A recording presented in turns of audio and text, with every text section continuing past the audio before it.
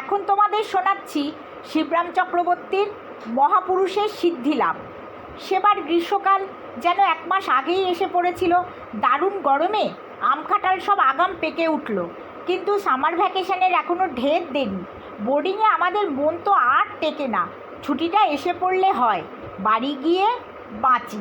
আমরা 70-80 জন ছেলে সুদূর পাড়াগার বিভিন্ন অঞ্চল থেকে জেলার স্কুলে পড়তে এসেছি, বাধ্য হয়ে বোর্ডিংয়ে থাকি। লাল রঙের রেঙ্গুন চালের ভাত, তার সঙ্গে জলবৎ তরলং ডাল আর এক টুকরো একটুখানি মাছ, ঝোলের বর্ণনা নাই দিলাম। এই খেয়ে দেহ যদি বা টেকে, মন টেকে না। কোথায় বাড়ি যাব, সকালে উঠেই 1 বাটি মুড়ি আর 1 টুকরো আম নিয়ে বসবো। দুপুরে আবার দুধ দিয়ে, ভাত দিয়ে, আমের রস দিয়ে আরেক প্রস্থ হবে। ভাবতেও জিভে জল আসে। আমাদের মধ্যে জগাই হচ্ছে মাতব্বর। সে বললে, আয় হেডমাস্টারের কাছে ছুটির দরবার করি গে। জগা মাতব্বর, কেননা সে সবার সেরা স্পোর্টসম্যান। ফুটবলে ও ক্রিকেটে সমান চৌকস। হাই জাম্প, লং জাম্প, বল থ্রোয়িংয়ে তার জুড়ি নেই। তার প্রতি মাস্টারদের যেন একটু পক্ষপাতই আছে। সে ফেল হয়ে গেলেও বরাবর প্রমোশন পেয়ে এসেছে। এখন ফার্স্ট ক্লাসে উঠে আর কিছুতেই টেস্টে অ্যালাউ হতে পারছে না। জগা বলে, জানিস, আমি পাশ করে বেরিয়ে গেলে তোদের স্কুলের মুখ রাখবে কে? আর সব স্কুলের সঙ্গে কম্পিটিশান ম্যাচে তোরা কি আর জিততে পারবি? তাই আমাকে ফেল করিয়ে এমনি করে আটকে রাখছে। আমরা তার কথা বিশ্বাস করতাম। স্বয়ং সে ছুটির দরবার করবে জেনে আশ্বস্ত হৃদয়ে সবাই তার পিছু পিছু গেলাম। হেডমাস্টার মশাই শুনে চোখ কপালে তুলে বললেন, কি, এখনও কোয়ার্টারলি পরীক্ষা হয়নি, এখন ছুটি? যাও যাও, পড়োগে মন দিয়ে। বড্ড গরম পড়েছে স্যার। গরম পড়বে না তো কি? শীতকালে বড্ড শীত পড়বে, গ্রীষ্মকালে ভয়ানক গরম পড়বে, বর্ষাকালে ভারী বর্ষা হবে, এ তো জানা কথা। তাই বলে পড়াশুনো কে ছেড়ে দিয়েছে? জগা, তোমার বাড়ি কি দার্জিলিং যে বাড়ি যেতে চাইছো? সেখানে গরম পড়েনি? যাও যাও, পড়োগে, সময় নষ্ট করো না। জগা বিফল হলো। এরকম ঘটনা আমাদের বোর্ডিংয়ের ইতিহাসে আগে ঘটেনি। ছুটি না পাওয়াতে আমাদের দুঃখ যত না হোক, জগার লজ্জা তার 4 গুণ। কিন্তু অপ্রস্তুত হবার ছেলে সে নয়। বললে, ছুটি আদায় করি কি না দেখ তোরা। রোজ সন্ধ্যায় ছেলেরা ফুটবল খেলে মাঠ থেকে ফিরলে হেডমাস্টার মশাইয়ের ঘরে রোল কল হতো। তিনি নিজে সবার নাম ডাকতেন। সেদিন সন্ধ্যায় রোল কলের সময় জগার সাড়া না পেয়ে তিনি ভারী চটে গেলেন। আমাকে ডেকে বললেন, হাবু, যা একটা বেত কেটে নিয়ে আয়। ব্যাপার যতদূর বোঝা গেল তা এই, ছেলেদের মধ্যে ছুটির হুজুগ তোলার জন্য সকাল থেকে হেডমাস্টার মশাই জগার উপর চটেছিলেন। তারপরে সে আজ স্কুল কামাই করেছে, অথচ দুপুরে হোস্টেলেও ছিল না। এখন রোল কলের সময়ও তার পাত্তা নেই। আমি বেত নিয়ে হাজির হতেই তার হুকুম হলো, যা, জগাকে ধরে নিয়ে আয়। আমি ধরে আনবো জগাকে? চটেছেন বলে কি স্যারের মাথা টাথা খারাপ হয়ে গেল নাকি? যে জগা ব্যাকে খেললে বিপক্ষের ব্যাকের এবং গোলকির দফারফা, তাকে ধরে আনবো কি না আমি? আর কিছু না, হাত যদি নাও চালায়, কেবল যদি হাই জাম্প আর লং জাম্পের সাহায্য নেয়, তাহলে তো এক মুহূর্তেই সে আমার নাগালের একদম বাইরে। কিন্তু দরকার হলো না। পর মুহূর্তেই শ্রীমান জগার সাড়া পাওয়া গেল। তাকে দেখে হেডমাস্টার মশাই গর্জন করলেন, এগিয়ে এসো বলে টেবিলের উপর সপাং করে বেতটা একবার ঝাড়লেন, যেন ওটাকে রিহার্সাল দিয়ে নিলেন। এমন সময় এক অভাবনীয় কাণ্ড ঘটল। হেডমাস্টার মশাই যেখানে বেত ঝাড়লেন, ঠিক তারই উপরে সহসা কড়িকাঠ থেকে সশব্দে একটা 4 খসে পড়ল। 81 জোড়া বিস্ফোরিত চোখ মেলে আমরা দেখলাম তা বালির চাপড়াও নয়, টালির টুকরোও নয়, আস্ত একটা মরার মাথার খুলি। হেডমাস্টার মশাইয়ের হাত থেকে বেত খসে পড়ল। আমাদের মধ্যে কয়েকজন ভয়ে চিৎকার করে উঠল। তারপর সব নিস্তব্ধ, কারো যেন নিঃশ্বাস পর্যন্ত পড়ছে না। হেড পণ্ডিত মশাই প্রথমে কথা কইলেন, আজ তিথিটা কি হে? ত্রয়োদশী। কই তিথি দোষ তো নেই, তবে বৃহস্পতিবারের বারবেলা বটে।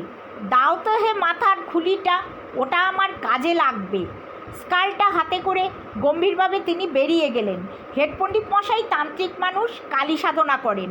অমাবস্যা চতুর্দশীর গভীর রাত্রে শ্মশানে তার গতিবিধি আছে বলে কানাঘুষা। কে জানে ওই খুলিটা তিনি কোনো কাজে লাগাবেন। ততক্ষণে হেডমাস্টার মশাই সামলে উঠেছেন। কম্পিত কণ্ঠের ভেতর থেকে তার বাণী শোনা গেল, যাও সবাই পড়তে বসোগে, হইচই করো না। বলা বাহুল্য, আমরা হইচই করছিলাম না। তা করার মতো উৎসাহ তখন আমাদের কারো কণ্ঠেই ছিল না। নীরবে আমরা সিটে গিয়ে বই খুলে বসলাম। কিন্তু পড়ব কি? সবার বুকের মধ্যে কিরম যেন কাঁপুনি ধরে গেছে। দুরু দুরু বুকে যেদিকে তাকাই সেদিকেই কি যেন আবছায়া দেখি। এক নিমেষে অত লোকজন ভরা অত বড় বোর্ডিং যেন একেবারে ভূতের রাজত্ব হয়ে উঠল। সে রাত্রে আর পড়াশুনো হলো না। হেডমাস্টার মশাইয়ের হুকুমে তাড়াতাড়ি দুটো নাকে মুখে গুজে ছেলেরা সব শুয়ে পড়ল। আমি হেডমাস্টার মশাইয়ের ঘরে থাকতাম। তিনি নিজের মশারি খাটানো সেরে আমার দিকে উৎসুক নেত্রে তাকিয়ে বললেন, আলোটা আজ জ্বালা থাকলে কি তোমার ঘুমের অসুবিধা হবে হাবু? না স্যার।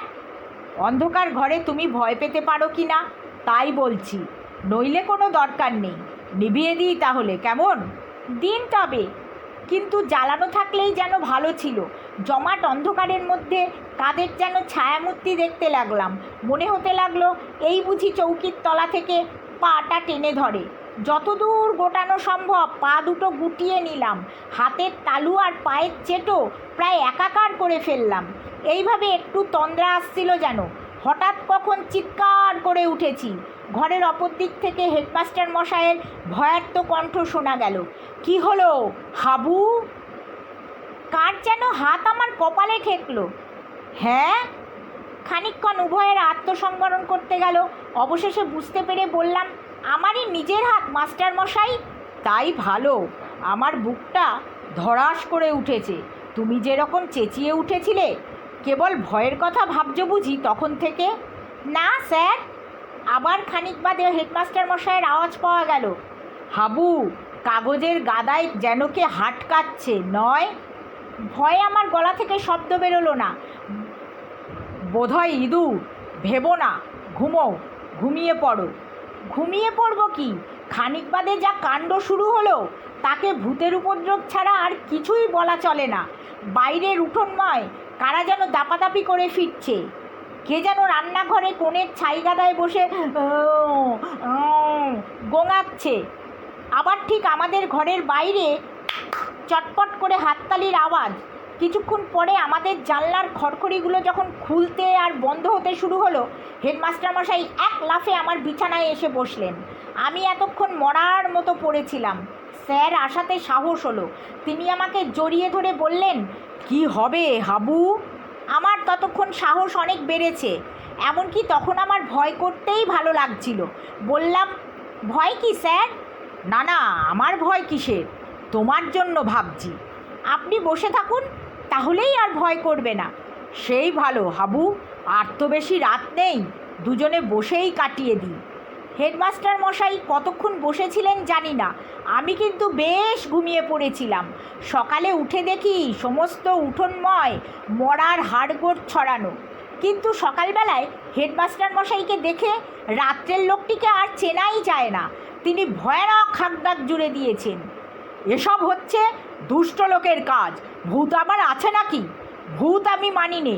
এক্ষুনি পুলিশে খবর দিচ্ছি। পুলিশের কাছে বাবা চালাকি নয়, সব ধরা পড়ে যাবে। হেড পণ্ডিত মশাই বললেন, আপনার মাথা খারাপ হয়ে গেল নাকি? পুলিশে খবর দেবেন দিন, কিন্তু ভূত নেই এ কেমন কথা? ভূত অবশ্যই আছে, তাকে ভয় করবার কিছু নেই, এ কথা আপনি বলতে পারেন বটে।